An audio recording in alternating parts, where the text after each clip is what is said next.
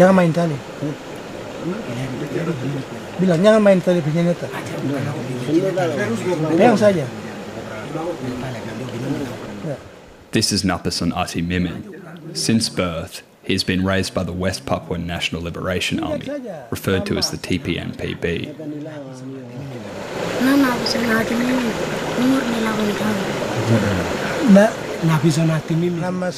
My name is Napison Ati Mimin, 8-year-old. And I am son of Ananias Ati Mimin.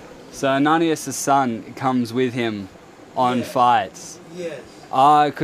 Because when you're a soldier for TPN, you have to bring kids because nowhere to leave kids because nowhere's safe because Indonesians would be there. Yeah. So his son always with him. His son's always with him. Because he is commander. Commander, yeah. Yeah.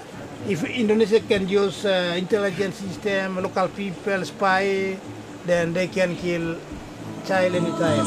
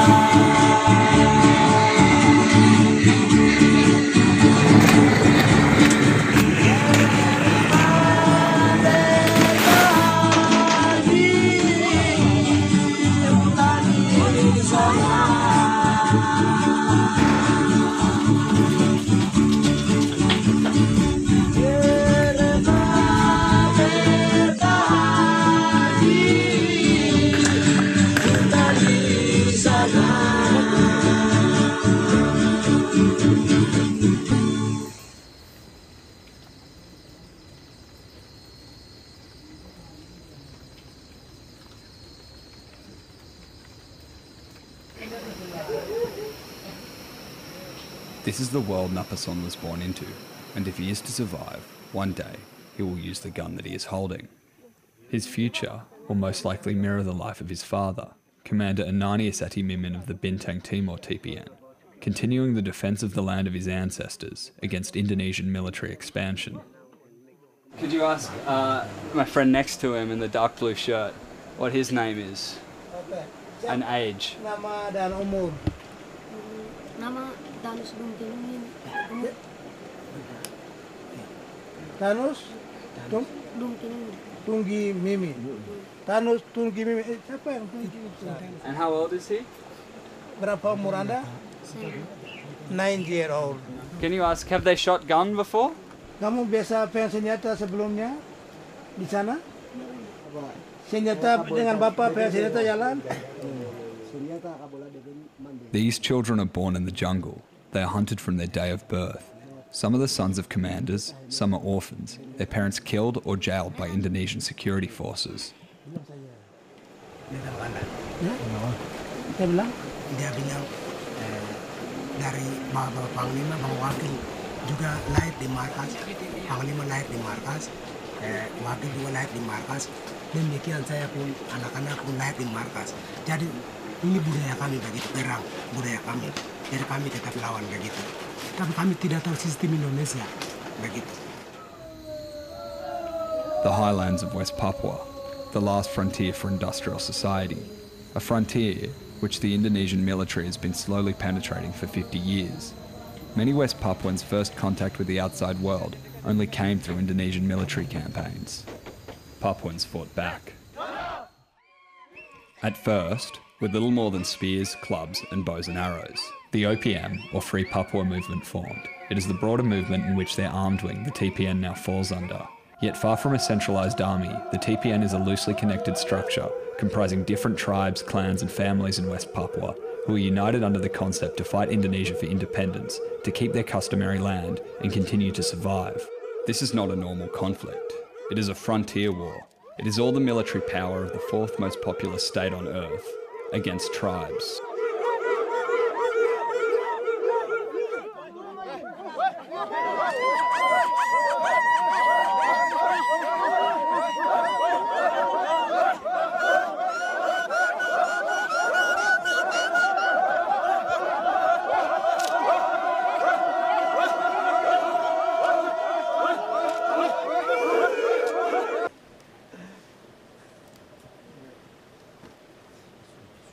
I'm in a men's house in the Kiwi Rock region of the Star Mountains of West Papua, the very heart of the island of New Guinea, a secret place that is in a state of secret war. We call it houseman. In here we talk about how to fight and make strategies and tactics on our struggle for independence. Yeah, before we go fight with Indonesian troops, we sit down here, make fire. This is sample of our power. Our power will come out from here, this houseman.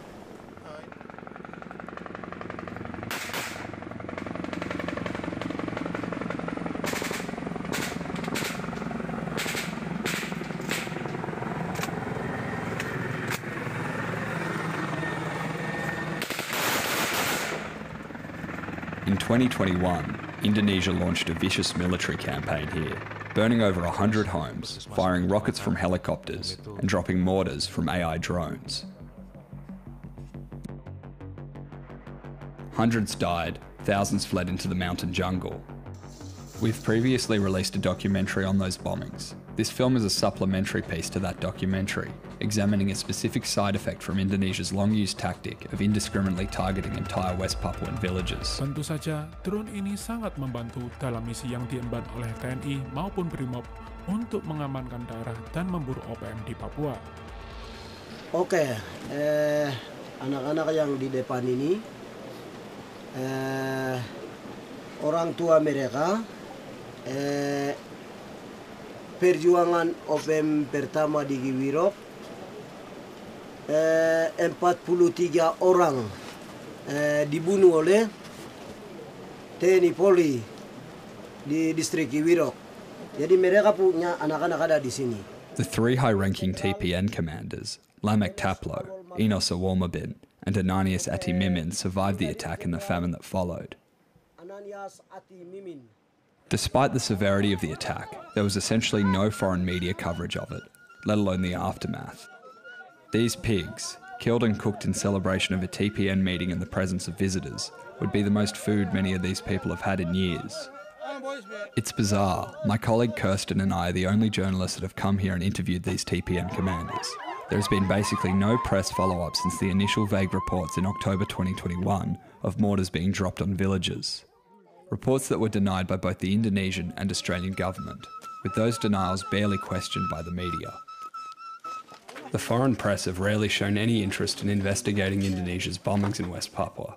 The best they ever do are little pieces here and there, gawking at the side effects of these military campaigns. A few years ago there was a surge of simplistic reporting on the conflict, as blurry pictures emerged that appeared to show children in the ranks of West Papuan National Liberation Army guerrillas. This week, the rebel army fighting against Indonesian control of the West Papua region has been accused of using child soldiers, which, if they're younger than 15, is considered to be a war crime under international law. This is why I think I was ushered into this men's house for a kind of quasi-press conference on the issue, to clarify past reporting, but I also sense a kind of resignation and understanding from the TPN that no matter how many massacres Indonesia commits, pictures of kids holding their father's guns gets them far more attention. That's, our message is clear. So we hope international not confused about this. We never ever recruit child soldiers, not like Africa rebel group or like Islamic terrorist group. We very well understand because we are fighting for our right for independence, self-elimination. Dan anak-anak yang terlibat hari ini, mereka adalah bagian dari korban orang tua mereka. Sehingga mereka lihat, mereka tidak akan ikut diam, tapi ikut terlibat berjuang. Dan yang berikut bahwa mereka tidak mungkin ke sekolah karena nanti Indonesia akan bunuh mereka. Sehingga tadi di mana disampaikan itu, itulah keputusan mereka. Sehingga kami hari ini bangun Komando Nasional di 36 Kodok, kami sudah siap untuk melawan sampai kami merdeka. Untuk itu kami harap kepada dunia internasional bahwa apa yang diperjuangkan oleh bangsa Papua itu adalah hak bagaimana untuk menjadi sebuah bangsa. Terima kasih. The TPN may not recruit child soldiers, but successive Indonesian military campaigns have created conditions where sticking around a guerrilla force may be your best shot at survival. The children I see here are showing clear signs of protein malnutrition. Many people's food gardens have been burnt up by mortars and their livestock shot, with even reports of Indonesia poisoning water and crops. The effects of the 2021 bombing are still reverberating. People of all ages are still starving to death. There are reports of children dying after being unable to stop coughing up blood after inhaling mortar smoke or eating from the gardens that were bombed. There has been virtually no assistance, no inquiry, or even a visitor from government or NGOs.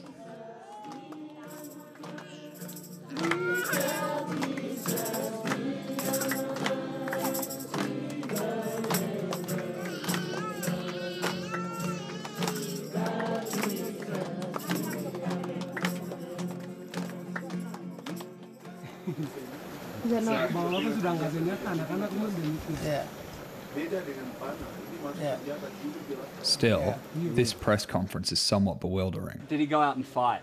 Has he gone out and fight before?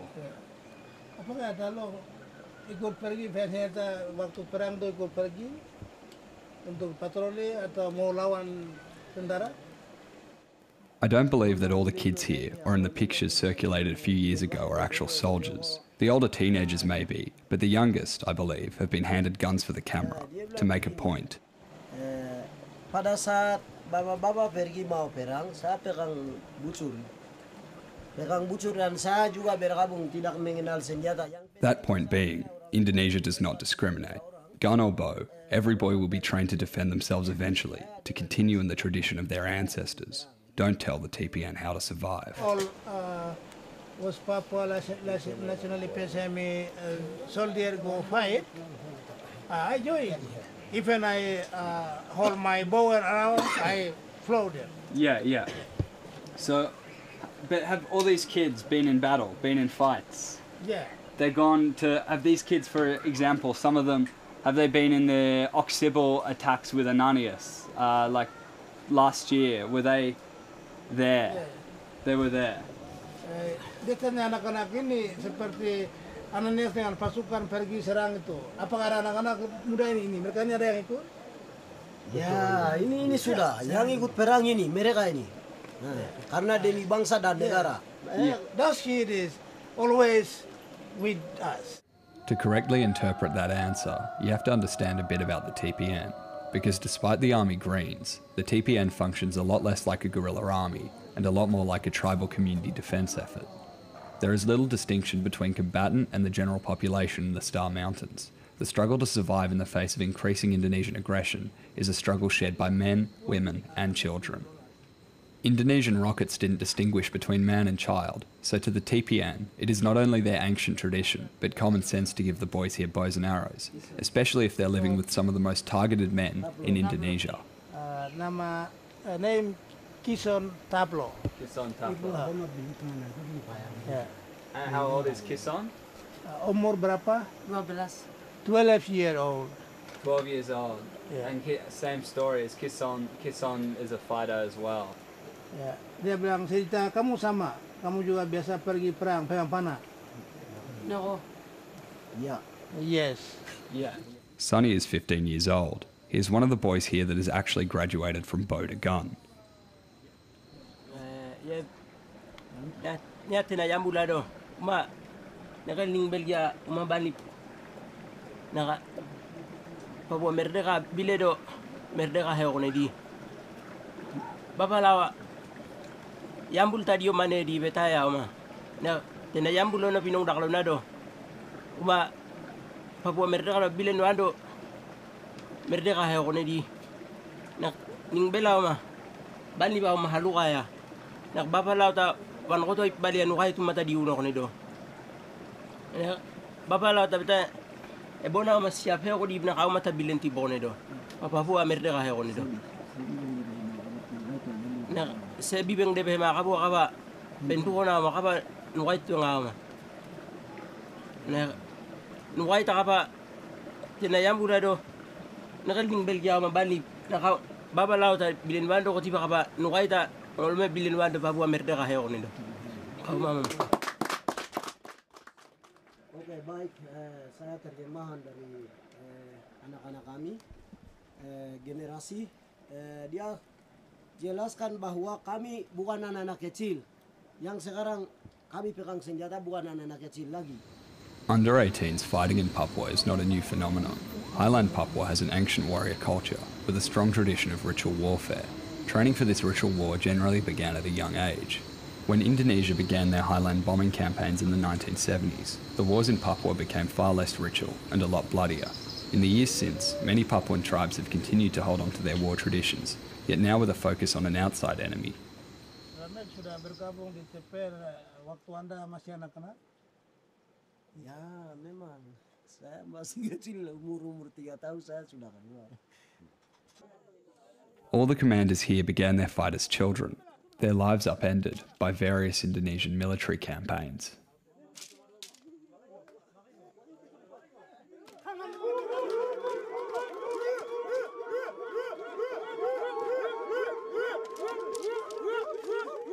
Commander Lamek Taplo, Indonesia's main target in their recent bombings of Kiwi Rock, was raised by Commander Ines Awomabin after an Indonesian military campaign in the 1980s pushed hundreds of West Papuans over the PNG border to escape to the town of Yapsi.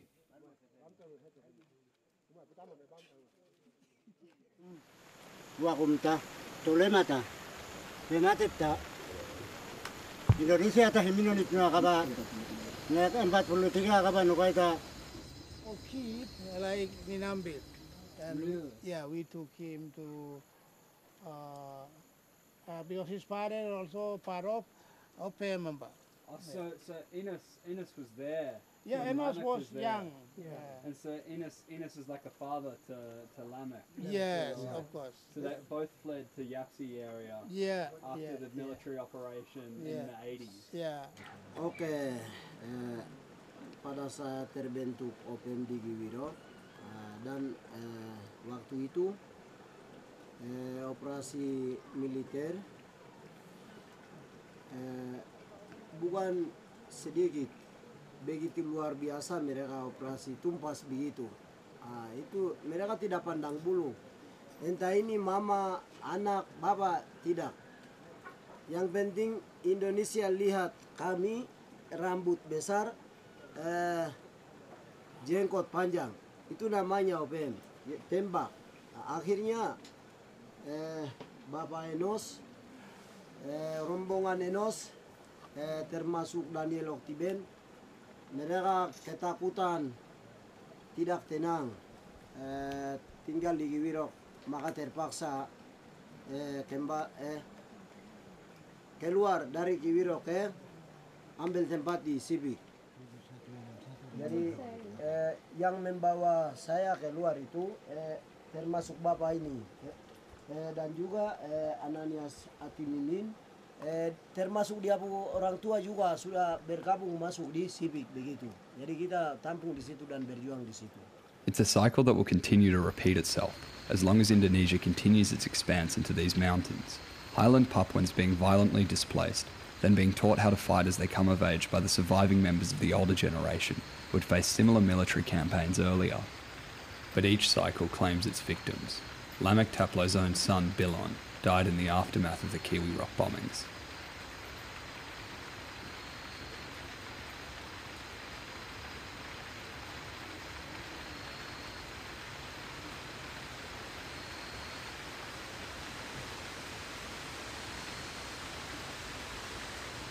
Kami sampaikan kepada nasional dan internasional bahwa anak-anak kami lahir besar di markas, maka mereka tahu perang. Untuk pelatihan begitu dari kami tidak ada. Jadi tolong ada dukungan, bisa dukungan kepada kami begitu. Yes, they are our child. They was there from baby to grow up, 11 to 14 to 15, and they take up firearm and go fight against Indonesia. We never recruit them and we never train them for TPN soldier. But anyway, they don't have any choice to do like school, go to school or any, no. So They only think about how to go fight against Indonesia on their minds for free West Papua. When he first began fighting for TPNPB, did he use a bow and arrow? I'm allowed to po now, ma. Di man kami ang. Yeah, she said use bow and arrow. Yeah. That time we had to have gun. Yeah, and did it? But now I can. Did the bow? Can you ask him? Did the bow and arrow work well? Yeah. So that's similar in Kobakma, 1977. All Yali camp people, they join and attack military post in Kobakma, and they kill many. Just use bow and arrow and that Kaswari boat. Yeah. Very nice. Yeah. Yeah. Yes, use that. They kill many Indonesian soldiers in Kobakma in our story. Wow. So similar, same in here. And you still and TPNPB and Yalam Kupal still uses bows and arrows. Yeah. My young soldier, they can follow me by back side, and then now I hold machine gun, modern gun, and high powerful gun, SLR, and I ready to fight against Indonesian with high power gun. And welcome, if Indonesia send 1,000 to 5,000, we ready to fight. There is a strange duality to what the TPN are saying. On the one hand, they insist they don't recruit child soldiers. On the other, there are children holding guns and bows all around me. Admittedly, some of it is for show, but this is fundamentally where most reporting on West Papua fails. You cannot view the traditions of the TPN in the context of a standard guerrilla war. So, what would it take for TPNPB to stop using child soldiers?